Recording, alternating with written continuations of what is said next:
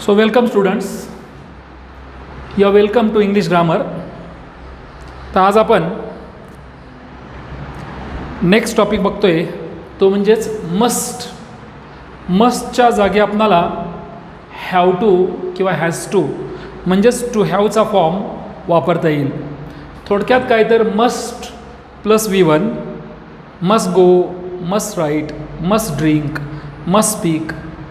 मग हे काढून तुम्हाला काय करायचं आहे, हॅव टू किंवा हॅज टू वापरायचं आहे ते सब्जेक्टप्रमाणे. जसं की आय मस्ट स्टॉप दिस म्हणजेच I have to stop this. परंतु जेव्हा आपण म्हणतो she must stop this, she has to stop this म्हणजे हॅव टू किंवा हॅज टू हे सब्जेक्टनुसार ठरतं. सब्जेक्ट प्लुरल असेल तर have to, I except I, आणि सब्जेक्ट जर सिंग्युलर असेल थर्ड पर्सन सिंग्युलर नंबर तर हॅज टू. जसं he has to, she has to, Rohan has to वगैरे. बघूया आपण. तर एक्झाममध्ये कशा प्रकारे विचारलं जातं वाक्य. आपला रूल आहे की मस्ट काढायचा आहे, यू टू रिमूव्ह मस्ट आणि त्या जागी हॅव टू किंवा हॅज टू वापरायचं आहे. बघा for example we must learn, we must learn this, we must learn this. So काय वापरता येईल, use to have. काय होईल मग. So you have to remove must काढा आणि त्या जागी टू हॅव वापरा. म्हणजेच काय झालं, we have to learn this, we have to learn this. आपण काय वापरलं, हॅव टू वापरलं. पण इथं सब्जेक्ट वी आहे म्हणून हॅव टू वापरलं. पण जर सब्जेक्ट सिंग्युलर असेल, थर्ड पर्सन सिंग्युलर असेल तर काय होणार, he must keep his promise, must keep his promise. काय होईल मग, remove must and use the correct to have form. काय होईल मग आता, ही मस्ट काढा, तिथं हॅज टू वापरा. He has to keep his promise, he has to keep his promise. So we removed must and used has to. आता म्हणजे थोडक्यात तुम्हाला कळलं असेल की मस्ट काढायचं आणि त्या जागी हॅव टू किंवा हॅज टू वापरायचं आहे. पण हॅव टू कुठं वापरायचा, प्लुरल असेल तर we have, you have, they have. Singular असेल तर हॅज वापरायचं आहे. जसं आणखीन एक बघूया, Dinesh must work hard. Dinesh must work hard. So you have to remove must and use have to or has to. काय झालं मग, दिनेश हा थर्ड पर्सन आहे त्यामुळे हॅज येतं, Dinesh has to, Dinesh has to work hard. So you would have got this idea. आता याच्यापेक्षा उलटी प्रोसेस पण असते, so the opposite process on the place of must. Now we have to use must on the place of has to और have to. अर्थ कळला तुम्हाला. कधी कधी एक्झाममध्ये तुम्हाला हॅव टू हॅज टू देतात, त्या जागी काय वापरायचं असतं, मस्ट वापरायचं असतं. So that simple. अशा वेळेस काय केलं पाहिजे बघा, see what you have to do.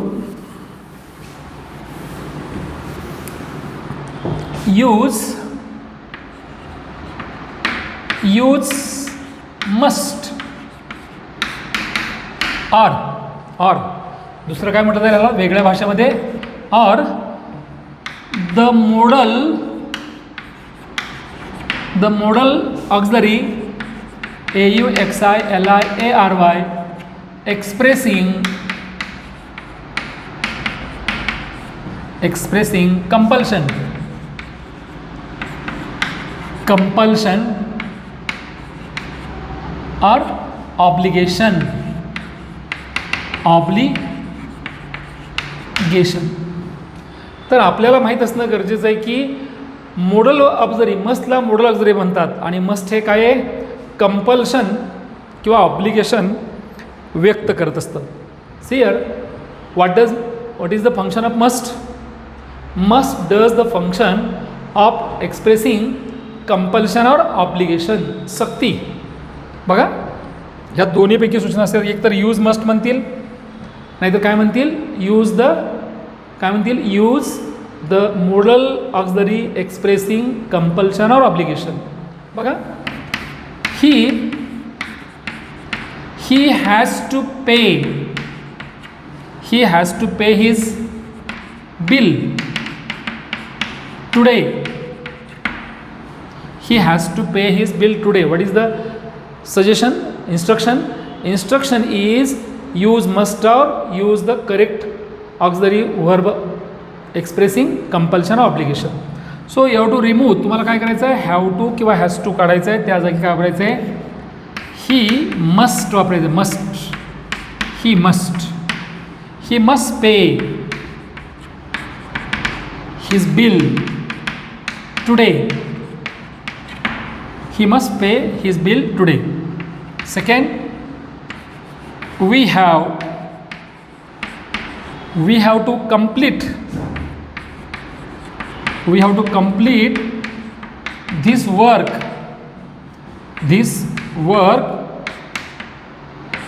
today. So have to काढा, must वापरा, म्हणजे काय झालं, we must complete, पुढच्यात काही चेंज नाही आहे, we must complete this work today. We must complete this work today. अशा प्रकारे आपण काय केलं, मस्टच्या जागी हॅव टू किंवा हॅज टू वापरलं आणि हॅव टू आणि हॅज टूच्या जागी मस्ट वापरलं. सियर यानंतर आपण नेक्स्ट टॉपिक बघतोय, तो म्हणजे गोईंग टू. काय नाव त्याचं, going to. See here the name of the topic is going to. Here use to be going to. To be going to. Use to be going to ही रचना आहे, एक प्रकारची इन्स्ट्रक्शन आहे तुम्हाला, use to be going to.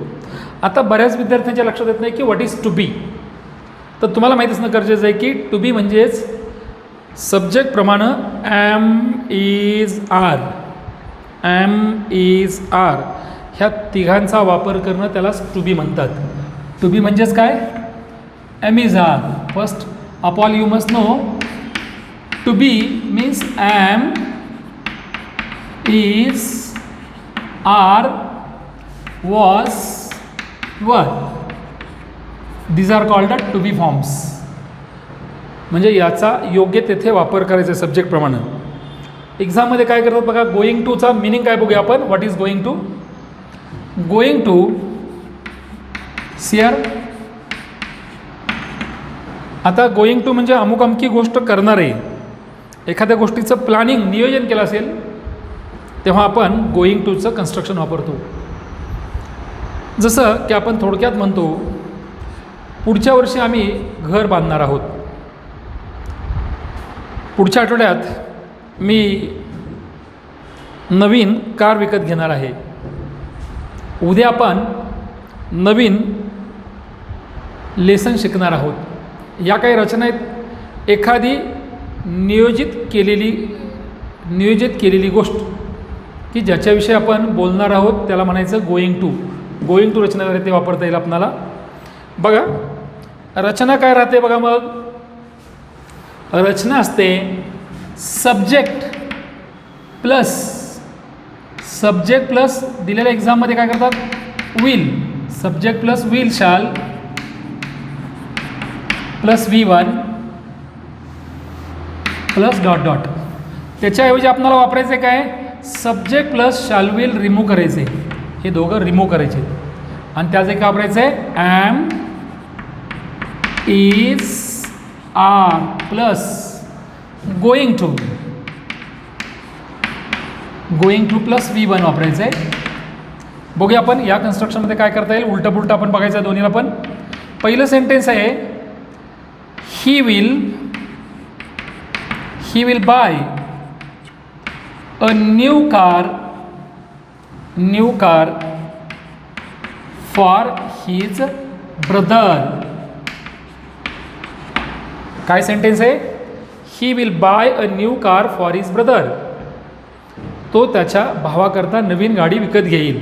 म्हणजे you have to remove will आणि त्या जागी काय वापरायचं आहे, am is are plus going to वापरायचं आहे, टू बी गोईंग टू वापरायचं आहे, use to be going to. कसं होईल वाक्य मग, ही विल काढा, इज वापरा, टू बी म्हणजेच is going to, he is going to. पुढच्या ह्याच्यामध्ये काय बदल नाही आहे, he is going to buy a new car, he is going to buy a new car for his brother. Second example बघा, they will build a new house here. आता एखादी गोष्ट ठरवलेली आहे हे सांगण्यासाठी आपल्याला काय करावं लागेल, गोईंग टूची रचना करावं लागेल. मग काय होईल सेंटेन्स आपला, they are going to, they are will काढा, आर गोईंग टू वापरा, दे आर गोईंग टू ही रचना वापरायची आहे. They are going to build a new house here.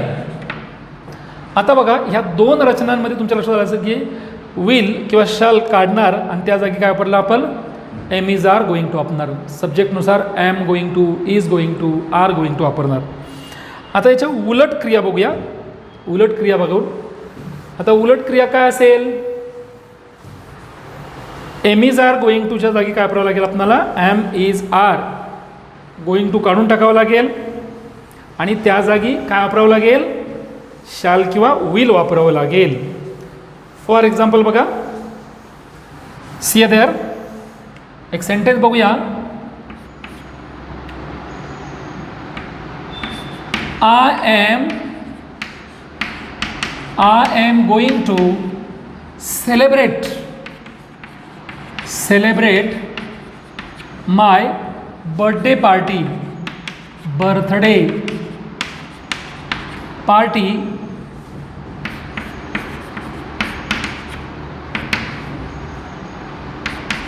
In Pune. बघा, I am going to celebrate my birthday party in Pune. काय करायचं आहे, you to remove going to and use will or shall. म्हणजे M going to काढा, त्या जागी will वापरा, म्हणजेच काय झालं, आय विल. पुढच्यात काय बदल नाही, I will celebrate, CELEBRATE celebrate my birthday party, BIRTH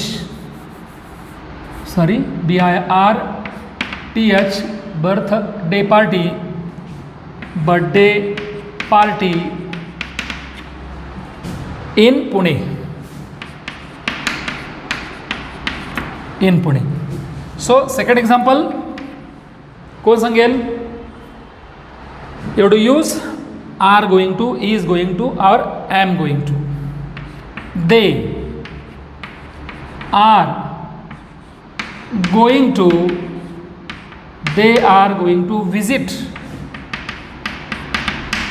visit their uncle next week. Next week. So what is answer? You have to remove are going to. हे 3 वर्ड्स काढायचे आहेत आणि एक शब्द वापरायचा आहे, तो म्हणजे विल वापरायचा. म्हणजेच काय झालं? They will visit their uncle next week. So will. अशा प्रकारे तुम्ही टू बी गोईंग टूच्या ऐवजी विल किंवा विलच्या ऐवजी टू बी गोईंग टू वापरायला शिकला. एक गोष्ट लक्षात घ्यायची आहे की बरेच विद्यार्थी काय करतात, आय गोईंग टू वापरतात, आय एम वापरतच नाहीत. दे आर गोईंग टूच्या ऐवजी दे गोईंग टू वापरतात, तिथं आर वापरत नाहीत. असं लिहिणं योग्य नाही. That will be wrong to write by this way. So after this next construction is, याच्यानंतर आपण बघतोय एक नवीन कन्स्ट्रक्शन आहे. कन्स्ट्रक्शन नंबर आज शिकतोय 3rd. कोणती कन्स्ट्रक्शन आहे आज? Construction number 3rd. आता तुम्हाला माहीत आहे की कधी कधी आपण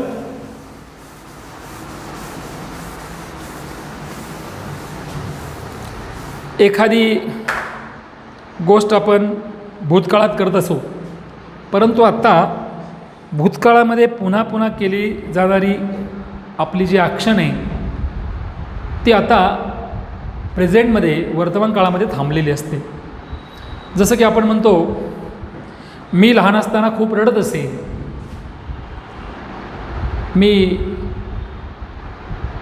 प्रायमरी स्कूलमध्ये होतो तेव्हा खूप धावायचो, आम्ही या झाडाखाली अभ्यास करत बसत असू वगैरे. म्हणजे एखादी क्रिया पुन्हा पुन्हा भूतकाळामध्ये घडत असेल परंतु आत्ता प्रेझेंट टेन्समध्ये थांबलेले असेल, म्हणजे डिसकंटिन्यूड हॅबिट, डिसकंटिन्यूड ॲक्शनचा वापर करण्यासाठी आपण काय शिकणार आहे? आज आपण एका नवीन रचनेचा वापर शिकणार आहे. ती रचना म्हणजेच बघा, त्याचं नाव आहे यूज टू.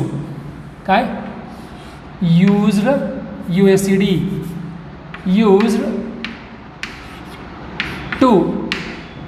म्हणजेच यूज टूचा वापर करा. आता बघा, यूज टूचा वापर आपण 2 ठिकाणी करतो. त्यासाठी तुम्हाला एक्झाममध्ये एकतर WOULD दिलं जाईल किंवा सिम्पल पास्ट टेन्स दिला जाईल. त्याच्याऐवजी आपल्याला यूज टूचा वापर करता येईल. बघा, मी काय सांगितलं तुम्हाला, एकतर वूड दिलं असेल तर ते काढून त्या ठिकाणी यूज टू वापरा, आणि पास्ट टेन्स दिला असेल तर जागी सिम्पल पास्ट टेन्स दिला असेल तर त्या जागी यूज टू वापरा. जसं की बघूया आपण, that simple, not difficult one. Sentence आहे, he would travel, TRAVL, travel by car. He would travel by car. सूचना आहे यूज टू. काय सूचना? Use to. आता आपल्याला यूज टू वापरायचं आहे, त्यामुळे वूडला काढलं पाहिजे. म्हणजे काय झालं वाक्य आपलं? ही यूज टू, वूड काढून आपण यूज टू वापरलं. Travel by car. हेच वाक्य वेगळ्या प्रकारे कसं लिहिलं जाईल बघा. ही ऑलवेज ट्रॅव्हल बाय कार. आता बघा, कारने प्रवास तो नेहमी करत असे. आता काय करायचं आहे आपणाला? ट्रॅव्हल्ड पास्ट टेन्स काढायचं आहे, तिथं यूज टू ट्रॅव्हल वापरायचं आहे. म्हणजेच you to remove ED and used to travel. कारण to travel, to go, to play is called infinitive. बोला मग काय झालं? Answer is he always use to travel by car. He always use to travel by car. आता या ठिकाणी बघा, हा सिम्पल पास्ट टेन्स आहे, ऑलवेज वापरले, पण इथं always, so you have to remove. So answer, he use to travel by car. He use to travel by car. Same way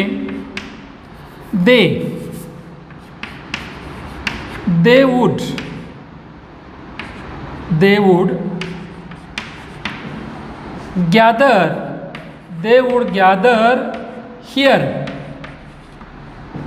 after their school. शाळा सुटल्यानंतर ते येथे एकत्र जमत असे. वुड च्या जागी आपल्याला काय करायचं, यूज टू वापरायचे. That simple. मग काय झालं आन्सर, दे. वुडच्या जागी यूज टू वापरा. They use to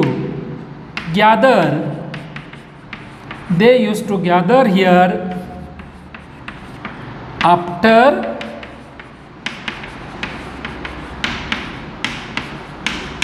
after their school.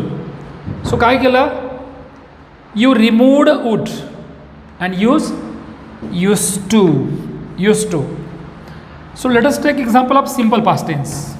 बघा, शी वर्कड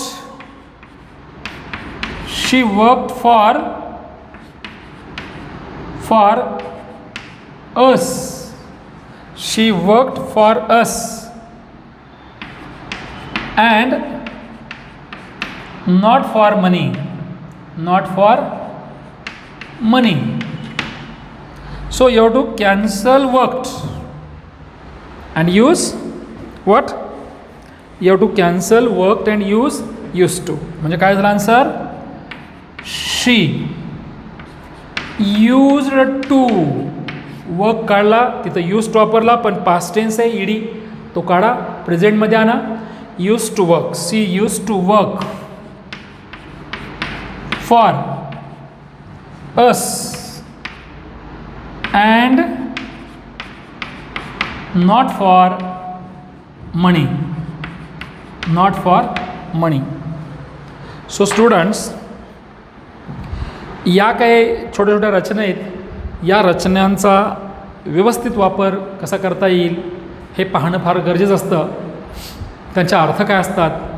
प्रत्येक रचनेला एक स्वतःचा अर्थ असतो.